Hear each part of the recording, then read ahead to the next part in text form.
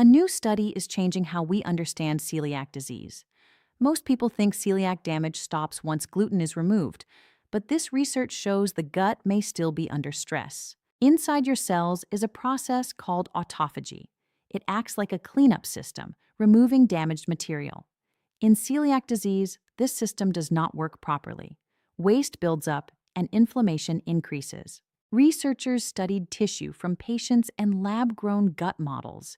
They found this problem exists even in people on a gluten-free diet. Markers of inflammation stayed elevated. This suggests the immune system is still active. They also tested cause and effect. When they blocked the cleanup system, inflammation got worse. When they restored it, inflammation improved. Even more concerning, inflammatory signals can spread. Healthy cells exposed to these signals begin to malfunction too. This creates a cycle. Poor cleanup leads to inflammation.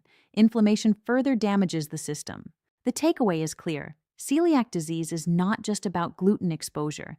It may involve long-term cellular dysfunction inside the gut. For people with celiac disease, this helps explain lingering symptoms, and it opens the door to future treatments beyond diet alone.